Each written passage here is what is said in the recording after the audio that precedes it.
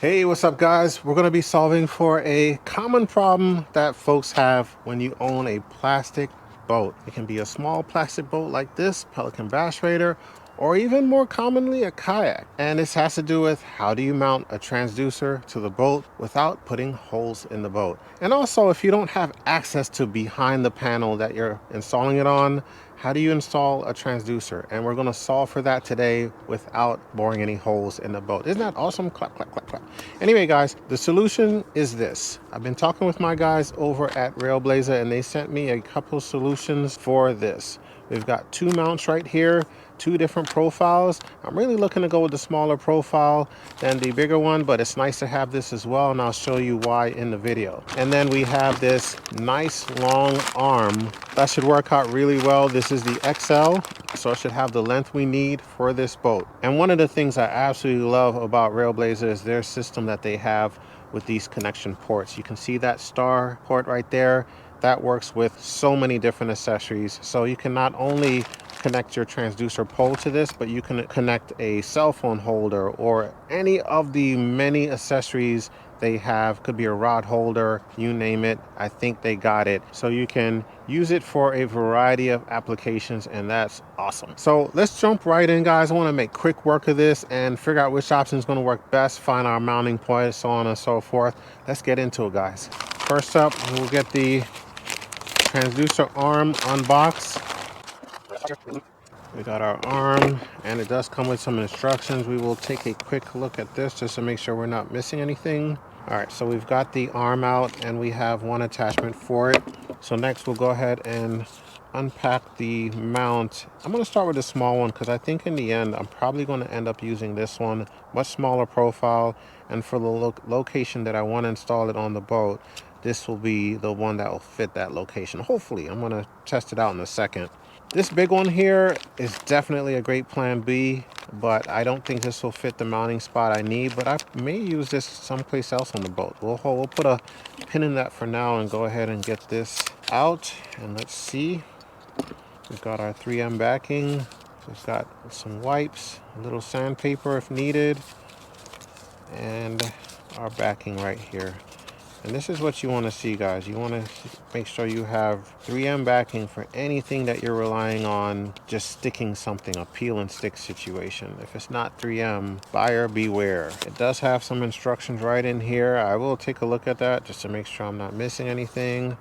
And I want to make sure that this does stick on here well. But this is the gist of it. With the 3M backing, this will stick right on. You've got your locking mechanism right here on the sides. To unlock, just push it to the side, and then it'll lock something in. Line up the star, push it down in there, and just push it over to lock it back. It's in there rock solid. Pretty sweet setup. So next up, you want to figure out your best mounting location for your craft. I have a couple that I can go with. I could mount it on a sidewall. I could mount it up top here. But for me, I want to mount this in the transom area right back here. So the first thing you want to do is find your exact location and mark it with a pencil. And this is round, so I don't have to worry about orientation yet. But where I'm going to mount this, which is the only place this one will really fit, will be back here. So I'm going to go ahead and mark this with a pencil. All right. Next up, we want to clean the surface, and they do give you the alcohol pads to do that. And I only need to just clean where I'm going to be mounting this. Next, you want to take the sandpaper that they included, and this is a pretty fine grit, so it won't go really deep, but enough to scuff up the area where this will be mounted. And this is just to help adhesion for that 3M backing, giving it a nice fresh surface to work with. I'm going to blow this off with my air compressor just as an extra step. It's not needed. It's not part of what they recommend or even have in their instructions. I'm just doing it just to blow away the dust that's in the grooves of whenever you sand. It's great to just blow it away before cleaning it. I'm going to use a microfiber cloth and just wipe it off. And then I'm also going to just wipe it down with rubbing alcohol one more time. That's after roughing it up. I'm also just going to wipe off the back of the actual mount just to make sure that nothing's on here from my hands or while it was being shipped, anything like that, just to make sure that this is clean. Next up, peel off one side of the adhesive pad that we have here, and we are going to stick it onto the mount. I'm going to try my best just to keep this as flat as possible, and just as important, make sure that it's centered on this pad. And guys, I can tell you right now, make sure you get this thing stuck on here right the first time, because it is one and done. I just tried to like center it so that I wouldn't be so close to this edge. I'm okay because I am fully on the pad, but I have a lot more space over here.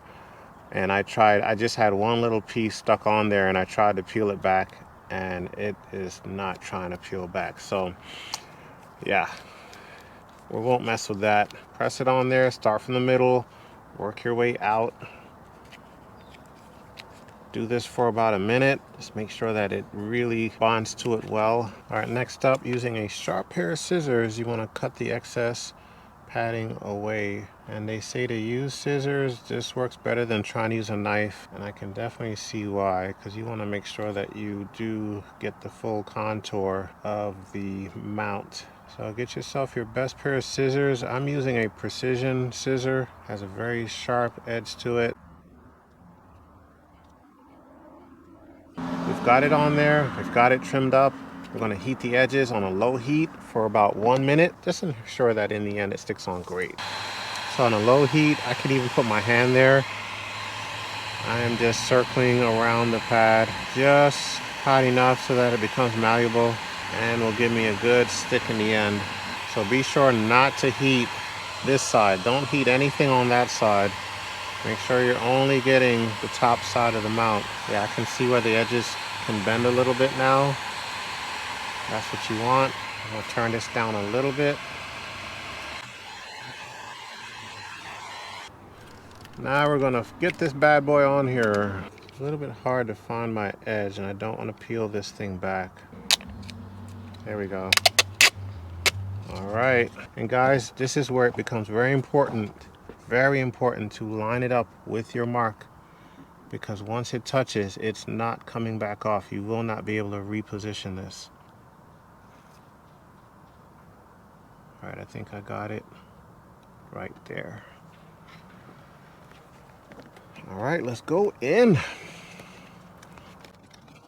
So press it on there. Give yourself a good solid minute of pressing this on here. I'm gonna keep constant pressure on it with my hand, just to ensure that I have a solid bond on this thing. Pressing around the edges. They do recommend putting duct tape around the edges. I believe that's for the first 24 hours. And this just holds it in place while it fully cures. I'm just trimming it so that it lays as flat as possible. So the recommended time to leave the duct tape on here is 12 hours. It says in 24 hours you're at 75% full cure. 48 hours you're at 90%, and then full cure is 3 days. And I actually like that. No rushing this process. You want this thing to fully cure and be at its 1000% strength before you actually put this out in the water. I was tempted to go out and test it out tomorrow, which would only have been probably a good 15 hours from now, maybe 17 hours. But I won't. I will hold back. I will resist temptation. So that's it, guys. It's on here. It took no time at all to do this. I literally just used pretty much everything they sent in the kit, with the exception of the heat gun. You'll need your own heat gun if you're going to follow the full instructions provided. And the only thing additional I did really was just clean again with rubbing alcohol after I sanded and wiped it down with the cloth. Other than that, guys, quick and simple. I love peel and stick situations, And you know, that 3M backing, I already know we use it on other installations for different things, and it's rock solid. Now the only thing left to do to finish up the setup was to install the transducer onto the transducer arm. Because of the Garmin transducer I had to do a minor tweak, which I'll talk about in a second. I'm going to check back in with you guys in 3 days, get this thing out in the water and test it out, see how it holds up. So it's actually been about 4 months since I installed this. Just got caught up with a bunch of other stuff, including getting a shop, but we're back to check it out. It's been 4 months later. This has had ample time to be on here, obviously, to be a permanent thing and be on here rock solid. I'm like moving the whole trailer with this. Absolutely solid. I mean, yeah, I don't even have anything else to say, but that's not going to go anywhere, and it's going to be very strong to hold that transducer arm on there. So speaking of transducer arm, it's right here. This is the Railblazer arm that goes right on there. Quick fit, quick install. The one thing I had to do was I bought a 1/4-inch bolt to actually bolt the transducer onto the arm. This is the original Garmin mount right here, but it would not fit on here on the Railblazer without these 2 rubber gaskets right here. Just got these rubber gaskets, which actually came with the mount. The only thing I had to do was buy the bolt, nut, and a washer and install it right in there. That's on there, and it will hold the transducer in place. So just as a quick test, as best as I can to make sure that, to demo that this is on here properly, it's kind of hard to do it because I've got the spare tire in the way. By the way, guys, the boat is on the trailer backwards because I'm working on the front of the boat as well. That's why it's a little bit awkward. I'm going to try to work around it, and I'll show you a better view of this once we get out on the water. So lock it in. That locks the transducer in. So just giving you a view from the other side again. Apologies, I'm on the trailer backwards. That's why the spare tire's here. I'm at the rear of the boat. Here's the transom. Transducer's coming off, and it's right there. I can tilt it this way, I can put it that way so it's more horizontal, and I can also turn this way as well. So I'll make those adjustments on the water, but I can already tell I am gonna like this setup a lot. I'll do some cable management for the transducer cable. So next, let's get out on the water and test this thing out. Let's see how well it holds up. All right, so we're in the boat. Just wanna do a quick shot of deploying it. I still have to do my cable management, guys. I kind of forgot to do that, but I will get that done so that this cable's not so loose. But just want to show you guys deploying this is really simple. Just go straight down like that, tighten up the knob, and it's in place. And I'll actually try to get some underwater footage of the transducer in the water. I think I'll try that right now. Even though this water is a little murky, might not be the best shot, guys, but we're going to give it a try. Let's see what it looks like underwater. It looks pretty level, and it's not moving around a whole lot. There is going to be some movement because it is a plastic pole down there, but trust me when I say I've compared this to the Scotty mount, and this is a lot more stern. It's a lot more stiff to keep your transducer in place. So as you can hopefully see, transducer is down there and it's pretty stable. It does look very level. The depth of the transducer looks really good. We will test it out on a graph to see what kind of picture we get. So right now I'm just cruising down the bank, and what I want to show you is the picture on the graph. And what I love about this is the picture is extremely clear. No distortion from the prop, and that's important, guys. You want to be able to not have disturbance from your prop onto your graph because it will distort your images. But I have a crisp image here, no issues whatsoever, and I'm actually seeing fish, a lot of fish everywhere. So I'm just going to head across and find some deeper water, continue to show you the images on here. Right now I'm going a little over 3 miles per hour and increasing, probably get up to 4. Probably go full throttle on this thing, see if I get any distortion at all. All right, right now we are at full throttle, almost 5 miles per hour.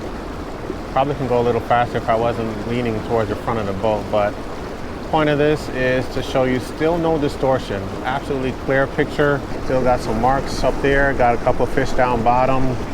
Looks really good. Yeah, I'm pretty impressed. I'm very impressed. I love this setup. So I really do like this mount so far. This is my first time on the water with it, obviously. Hopefully you guys get a good feel for how it performs. A few things I do love about it: very easy to deploy, First of all, the installation was easy, and then just being out on the water using it, very easy to deploy. And then just add in everything else, stable shot on the graph, no distortion, transducers not flopping around and then distorting my image or anything like that, which in turn just produced a really clear image. And I think I can really check the boxes with all the important things when it comes to having a transducer on your boat. I'm sorry guys, I need to put on my shade so I'm not like frowning in the camera. All right, there we go. My eyes are doing much better. I will leave everything in the description below. The Railblazer website, exactly what it is that I installed on the boat. Shout out to Railblazer for sending this to me, give me a chance to try it out. I am impressed with it. Got a few more mod videos on the Pelican Bass Raider, like the Autoboat Gen 2. If you see it right behind me, that is the Gen 2 Smart Head. Gonna do a video on that. I'm a little late. It's been out for a while now, but there's a lot of good information that you guys need to know about it and just see how it performs if you weren't around for the Gen 1. I'll also do a video on my live scope setup for the Bass Raider. I've got live scope on here as well. A lot of mods. I've been talking about this for a while, but was finally able to get it done. So we'll have a video on live scope on the Bass Raider, the full setup, very simple setup. So for folks who's doubting how to do it on a boat like this, I'm gonna show you in that video. And then I've got another video on the live scope transducer pole. All right, so a manual pole, show you how I installed it and how it works on the boat. So plenty of mod videos coming up. Leave a like, comment, and subscribe to the channel so you do not miss those videos. So stick around, got a lot of cool videos coming to the channel. As always, guys, we appreciate you watching. We'll see you on the next video.